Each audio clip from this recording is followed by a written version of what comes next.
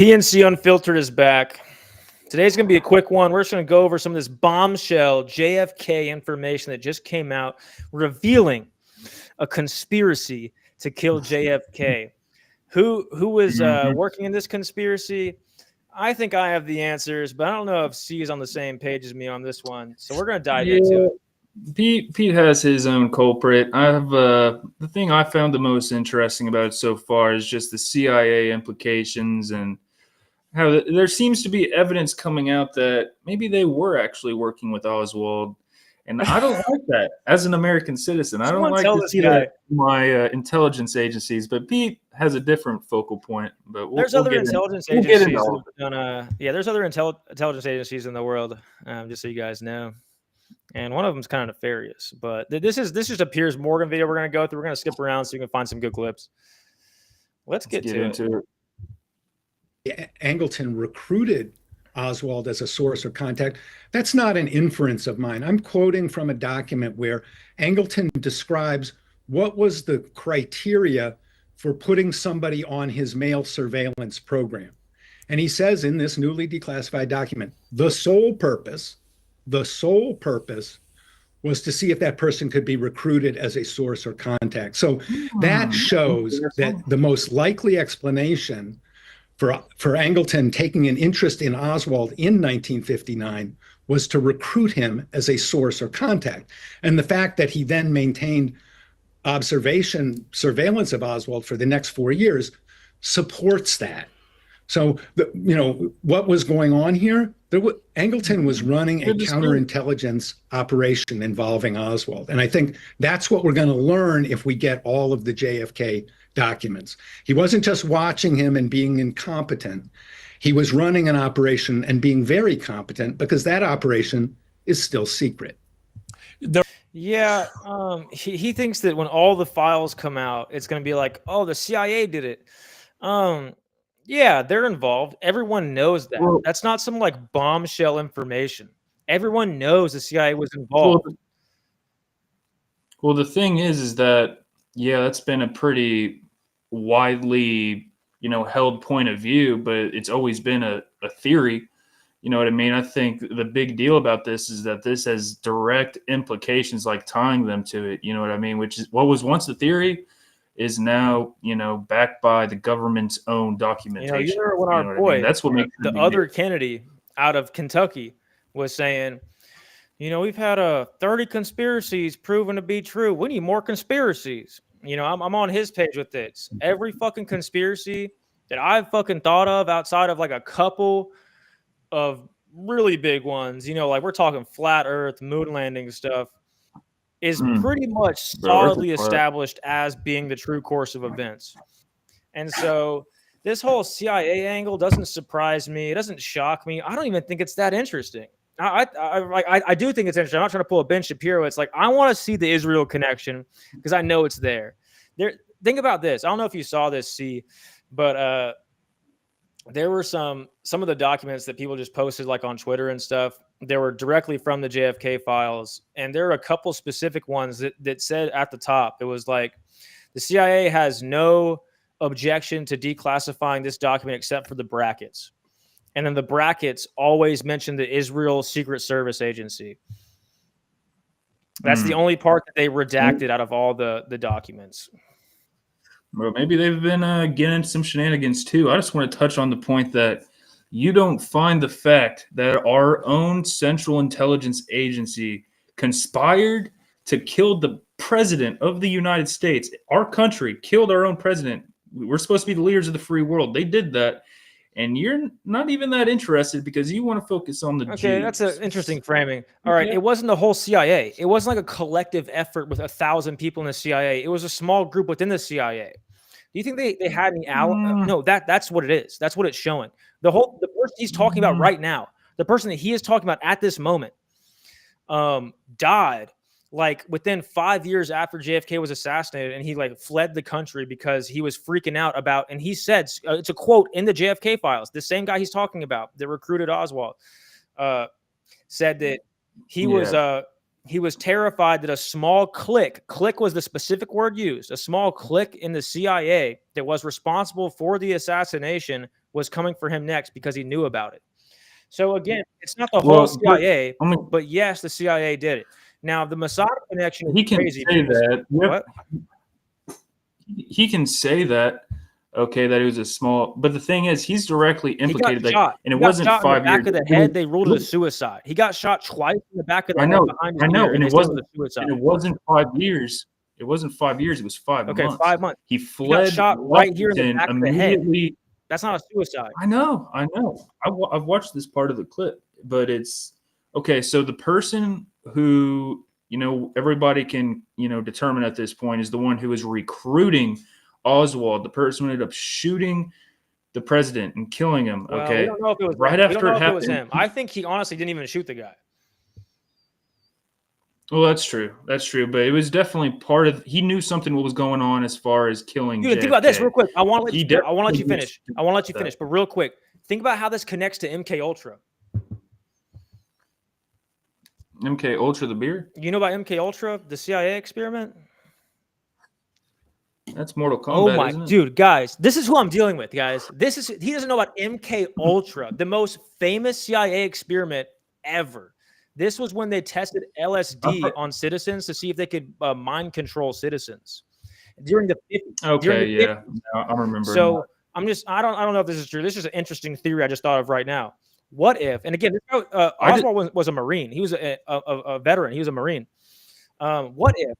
He was also a devout communist, but yeah, after a certain amount of time, I'm just wondering, what if these acid experiments, the LSD experiments the CIA did, happened to involve him in one of the trials?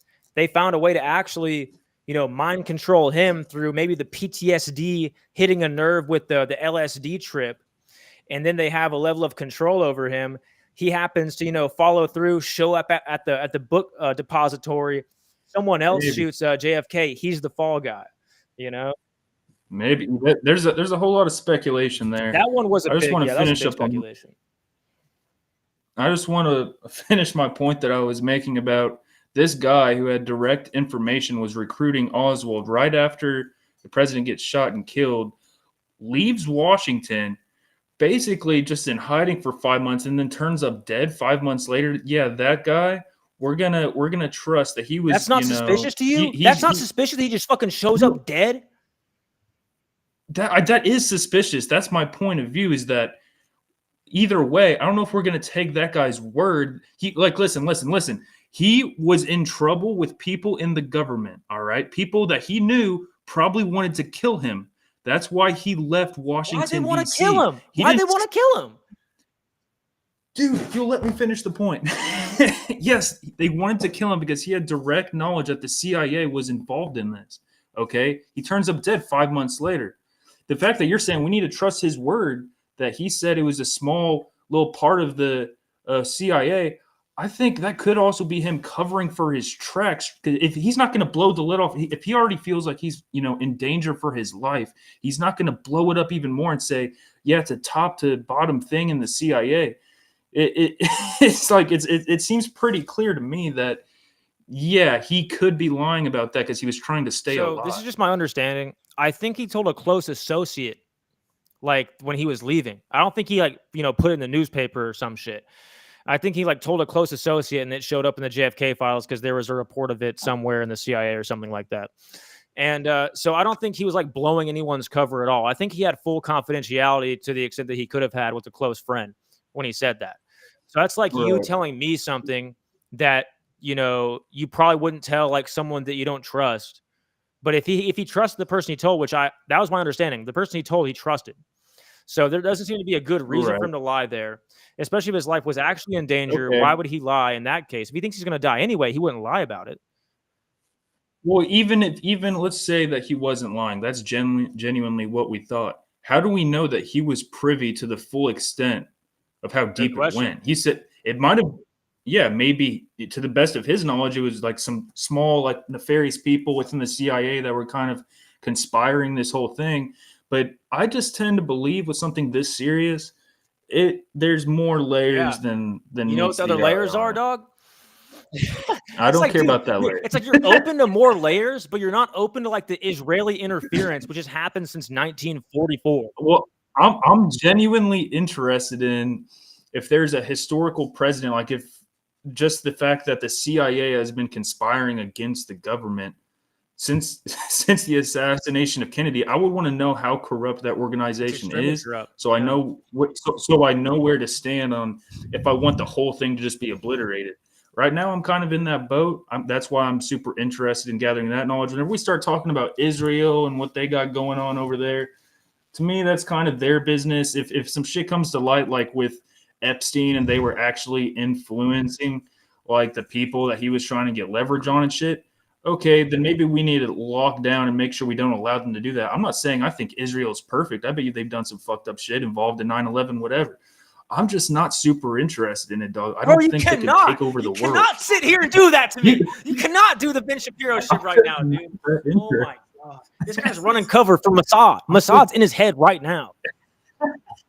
See, this is what the Jewish conspiracy does to you. You think everybody's a Jewish asset. Dude, I saw a reel today, and it was so funny. It was talking about the Matrix, where the Matrix was, it was like that whole scene where he was talking about when you're talking to people out there in the world, and it was about like it was a commentary on real life, but it was talking about in the Matrix world. He's like, when you're going to talk to people and they seem like they seem like a little off, like they're not aware of what's going on, or you ask them a question, that's when Mr. Smith infiltrates their mind, like the agent Mr. Smith, and he acts like he doesn't know anything because that like if they like really had their full cognizance to them, then they would realize the truth. And so he like infiltrates people's minds whenever like it comes to like a serious issue about like the reality they live in the Matrix, like to escape the Matrix. Basically, they can't escape it because Mr. Smith gets in their mind anytime the issue comes up. That's how the Israel thing is, dog. The fucking Jew. I've already escaped the Matrix. I'm fucking Neo, dog. I'm Neo. You're a little more of a Morpheus type, not as You're important. You're a blue pill guy, dude. It's all right. It's all right. Take the blue pill, dog. Well, Allbro's got his theories. He's got theories for days. It makes for entertainment. I'm a theory master, but the thing is, like, I like where you're going. You know, I want to encourage you to keep pushing down this rabbit hole and be open-minded. Because if you're not open-minded, you're gonna see the Israel thing and be like, well, you know, maybe that's the way to like obfuscate, you know, the CIA's connection here. No, there can be interplay between both intelligence agencies. And let me just make a quick point here. I'm sure you've probably heard this, but the whole idea is that JFK was trying to designate AIPAC, the Israel PAC in the U.S. that is still designated as a U.S. entity. He was trying to designate them as a foreign PAC. So basically, there's like way more regulations and limitations and surveillance upon like foreign PACs that influence the government than domestic PACs. Israel today is still treated and is still designated as an American PAC. He stated specifically that he didn't want Israel to have nukes. He didn't want AIPAC to be an American PAC. He wanted to be a foreign PAC under the FAC. And he also had advisors, like secret advisors and agents, notifying him on a daily or weekly basis about Israel's activities. And he went to like this World War II like thing, doing all this World War II history stuff. He did like a tour of like Western Europe over this. And he was like, he was talking about Hitler. He was like, Hitler is a man of legend.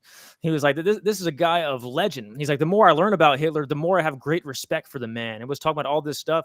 If you were Israel and a Jew, he would not be a great ally to have in the White House, right? Well, before even getting into all that Hitler crazy talk, no, I don't think Israel would like any of that stuff. I don't think we need to hold some grand conspiracy over the fact that, yeah, they wouldn't like that. They would do within their means. You're jumping past what I'm talking about. I'm asking you a pointed question. Like, they wouldn't like that, right? Yeah, they wouldn't like that. Okay. And then after the assassination of JFK, AIPAC was not designated as an FAC. It was still a domestic PAC. Israel has nuclear weapons, and Hitler is taught as the most evil man to ever walk the earth, more than, you know, Judas or whoever else. So it looks like everything that JFK stood for was obfuscated and reversed after his assassination. And after his death, it became the rise of the intelligence agencies. Like, so the intelligence agencies really increased in power after his death. because he was a real like bulwark against intelligence agencies. That was like one of his big things. Mhm. He didn't trust these See, that's secret what I'm operations. He interested didn't in. like how big the government was. Dude, JFK was kind of a stud.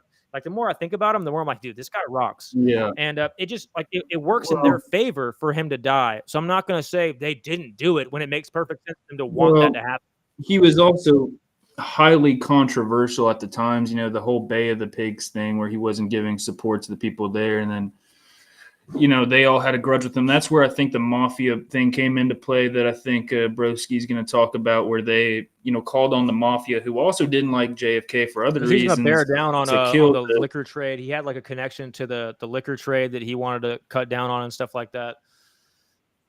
Yeah, it's pretty clear that the mafia killed Oswald after the fact. Rubenstein. What I find interesting, Jack Rubenstein killed Oswald. Was that his name? Jack Rubenstein was a Jew, a communist Jew. And he did have connections to the mafia, but he was a communist Jew. Okay, that's I don't want to say it's a conspiracy, because if that's true, I'd say it's more of a coincidence than anything. The mafia was going to kill this guy. I find that to be a coincidence. But what I'm more interested in, rather than what Israel gained out of this, which I'm sure they did, obviously they end up getting their nukes, is the fact that the intelligence agencies, the CIA, FBI, they all blew up in scope. Yeah, no, that's a big after this happened. That's what I think. That's where I think the real conspiracy lies, and my interest is because if there were government intelligence agencies that killed the living president to gain more power, then I think that's an affront to the way our democracy is supposed to work, and we need to root out how that corruption happened and stop it from happening again. Whether we can say, oh well, Israel was involved and they were doing their shenanigans. Bro, Israel's going to do what Israel's going to do. They're going to look out for what's best for them. I guess that makes sense. But I don't think we need to go to war with Israel over this shit. This is, you know what I mean? I think Israel should be a Christian nation. It's the Holy Land for Christians, not for Jews. It's the promised land to the Jews. It's the Holy Land for the Christians. And the Muslims have a claim to it too. Dude, to me, the Jew, historically, the Jews have the best claim to the land. And biblically, Old Testament wise, they obviously have a claim to the land. New Testament, I'm confused. I'm not even going to lie to you. I don't know what the proper exegete or the proper interpretation would be, because I've heard a whole lot. There's a lot of views on this. There's a whole theological, sect talking about who the chosen people are now. There's dispensationalism, which is really popular among evangelicals. So like my kind of side of the world is more dispensationalist, meaning that God has a specific role for the Jews that he wanted them to fulfill, and he still keeps that promise with them, and his promise to Gentiles and Christians are separate but still holding as well. And that would also allow the Jews to maintain their chosen status and their right to the land of Israel, even if they're not Christians. And there's other views on that, where in Romans it says there's neither Jew nor Greek, kind of talking about how the ethnicity is irrelevant. You need Christ in your heart, kind of mentioning or kind of bringing up the idea that really being a chosen one is being a Christian and not being a Jew. And then there's the whole Calvinist view, which kind of runs parallel to that, because the Calvinists believe in predetermination. They believe in double predestination for people that are going to hell, but the election part of Calvinism. So God elects his people. And so you don't choose to be a Christian. God chooses you as his. And so if you're a Christian and you're part of the elect under Calvinism, there are some sects that believe that that's the elect that are the chosen ones in the New Testament. And so again, that's not the Jews. And so that would take away their right to the land from a biblical perspective. And really the rise in Zionism in the Christian church has been post-World War II. It's only been a post-World War II push for Zionism, which I hate. I hate that there's a trend after World War II in Christian circles for Zionism, because that rubs me the wrong way. It's a direct reaction to the events of World War II, which are still muddy to me. I'm still unclear on that, Didn't you support Israel having its own nation state just like a few weeks ago? Yeah, I think in general, I support them having a homeland. And I do think Israel probably would be the best candidate for that, especially given that God gave that to them in the Old Testament. That was the promised land, Canaan. But again, the New Testament stuff kind of throws me through a loop, dog. Like again, my camp generally leans towards like the whole Zionism, that's their homeland, that like they need to have it regardless of if they accept Christ or not. But the issue is the whole Zionism movement didn't become popular until post-World War II. That's weird. That is weird, dude. Like, that was not a historical view that was held, because they're a diaspora people, which means, well, first of all, historically, they were a nomadic people in the first place. Like, they moved around a lot. And that kind of explains a lot of the ethnic kind of differences. It's hard to tell, a Jew versus a non-Jew unless you like look at the nose for some reason in some cases. But like there are a lot of Western European Jews that don't look like Jews, I mean, you can make a big deal about Zionism being that whole kind of ideology not coming about until after World War II, where people thought the Jewish people should have their own country. But it's like, doesn't that make sense? Like, if historically they've been a nomadic people and they've been oppressed in so many different settings, we're right off the back of World War II, which is probably the biggest oppression of Jews in history. Like, okay, I think that's a respectable opinion post World War II to want them to have their own. Yeah, it makes perfect sense. And that's what's scary, is like, it makes perfect sense, but that's under the condition that everything that we know about World War II happened the way that it's taught. And I don't believe that anymore. So I think it's built off of a false premise. Like, if that premise is true, it makes perfect sense. But I don't know if I agree with the premise. At the very least, Jews were picked out in particularly. They weren't just killing everybody, and Jews were, stray casualty. They were isolating, like they were focusing on Jews. And regardless of what you think the number is, 100,000 plus died, right? I've seen a 272,000 number, but I don't know. Okay, so that's a lot. So I think regardless of whether you think they fudge the numbers, you believe the Red Cross or whatever, it's like this is still an event, probably the worst event in history that, targeted Jews. And I think you said it depends on if you believe what happened in World War II, especially Nazi Germany against the Jews. I think either way you stand on it, either way that you look at it, it makes sense. Well, I think you're kind of, what I mean? I agree in a little bit. There's a part of that I think is missing a little bit of the point. So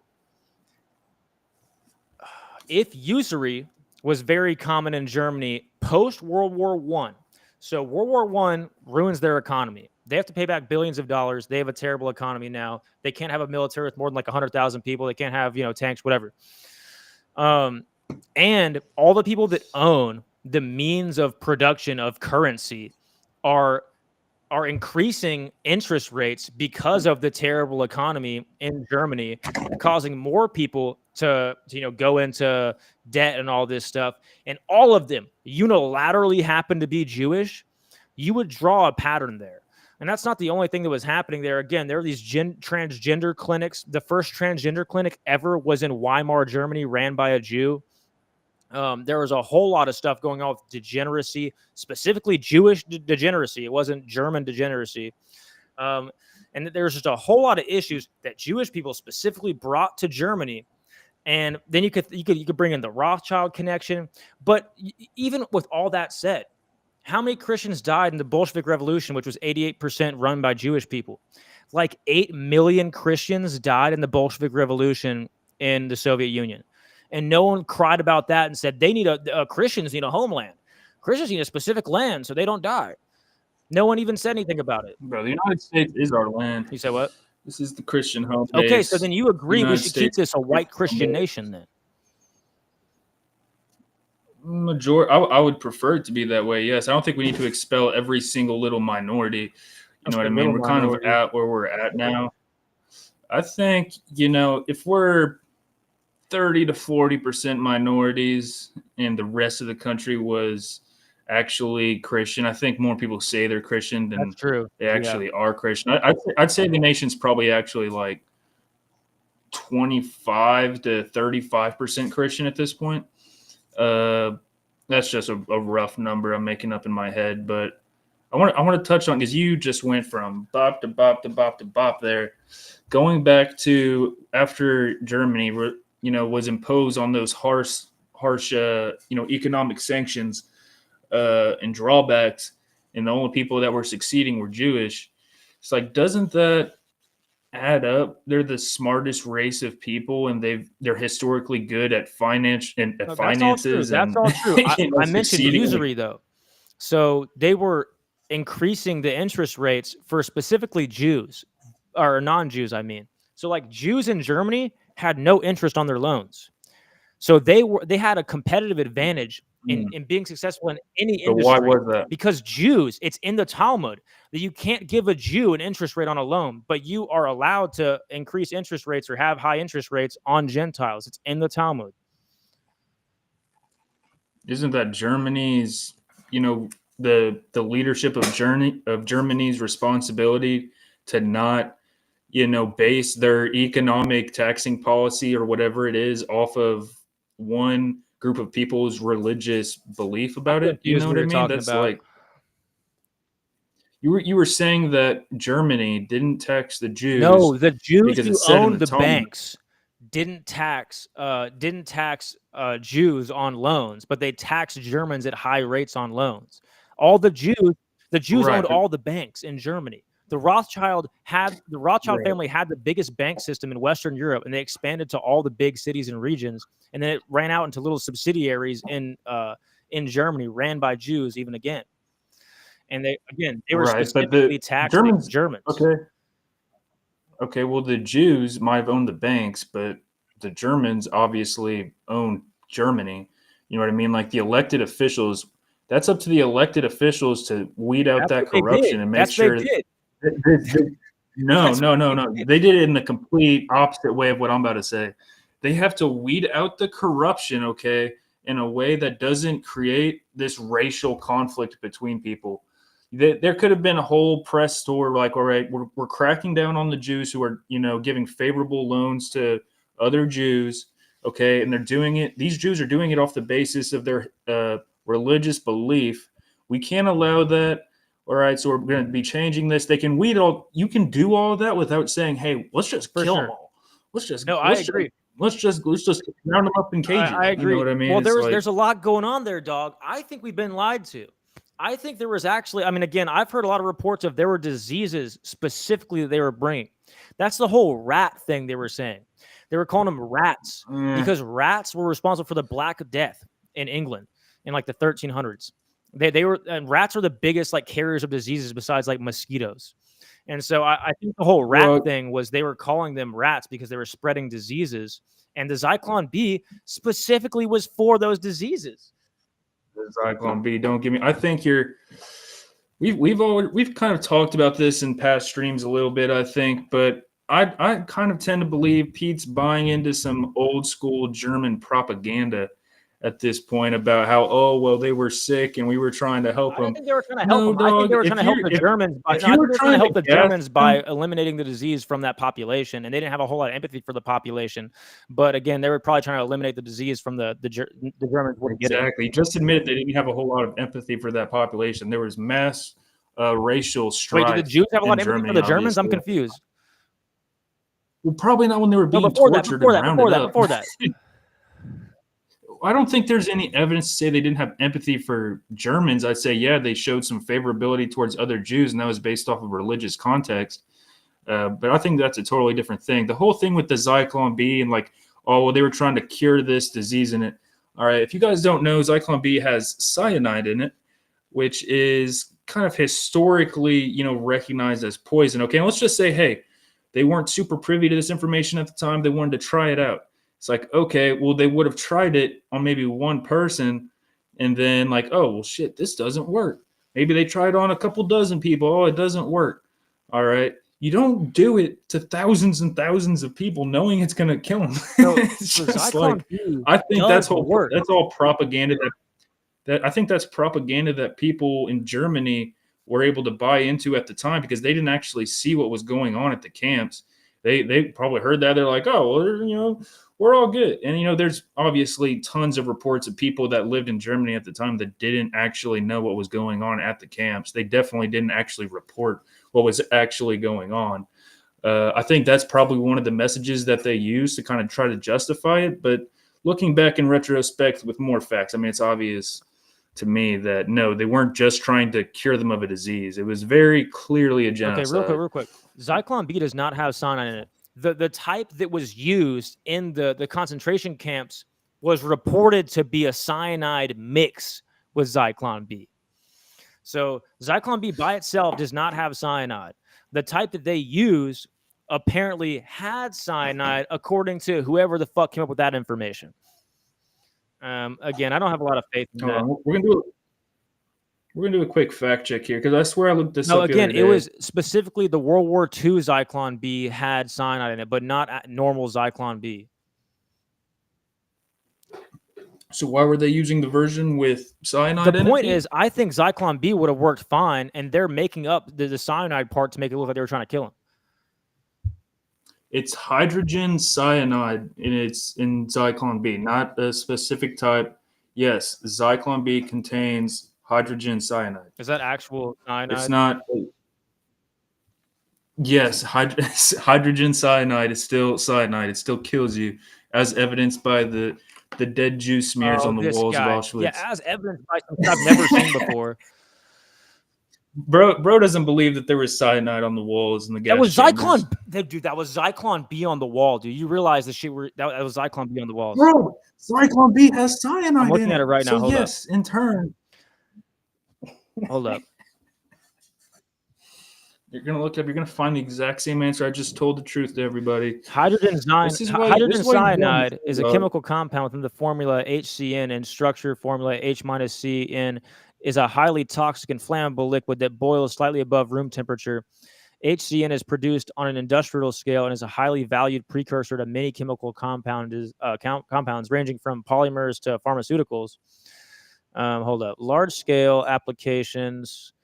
Once I had to open it up. Include the production of potassium cyanide and adiponitrile used in mining and plastics. It is. Oh wait, hold up. A solution of cyanide water is. All you need to know, just Google, is it in Zyklon B? And the answer is yes. Hold up. I believe that now that you said it. Hold up. What is the form? I know what you're searching for. You're trying to find that one measly little instance where Zyklon B is in something. It's not the same thing as cyanide. It's different than cyanide. Cyanide is C equals N, and the one I was just talking about with the one that's hydrogen cyanide is H plus C is in. So it's a little different. Well, it's fair to make the equivalency. It's fair to make the equivalency if they're both deadly to humans. You know what I mean? That's the whole point. That's the point of this discussion. It obviously is. Let's see. Looks like hydrogen cyanide is deadly. No, it looks really? a little deadly over here. Oh my gosh! It says it can cause cardiovascular and respiratory effects leading to death. It says many substances contain cyanide. Oh wait a second! I got thoughtco.com. This is like a real website. Thoughtco is like a real one. Thoughtco is a real one. It says many substances contain cyanide, but not all of them are deadly poisons. Sodium cyanide, potassium cyanide, hydrogen cyanide, which is the one we're talking about, are lethal, but thousands of compounds called nitriles contain cyanide, yet aren't as toxic. And in fact, blah, blah, blah. So I guess hydrogen cyanide actually is still deadly from this perspective. Yeah. So what's the point you're trying to make here? Are you trying to say that the Nazis didn't know that was the deadly version of cyanide? Even after maybe they did know, but they were more concerned with getting the disease out than not killing them. Okay, so why bro? Exactly. That's what I'm saying. Whenever they were making a whole propaganda campaign about, oh, we just want to help them because they're sick. In reality, they were just trying to kill them the whole time, dog. They were just trying to kill them. Whether they did, like, there was never any actual attempt to cure whatever disease they were talking about was going around with the Jews. We don't know that. We don't know that. That's a fact. You just admitted that. Yeah, they knew it killed them, and they used that. Wait! I didn't admit that. I said that hydrogen cyanide is deadly, and that they probably knew that it would have a bad effect, but it's after a few minutes of inhalation it can kill you. So what if they give you a big spray, one big spray on your clothes to get the fucking the disease out, and it doesn't kill you? How's that not possible in your mind?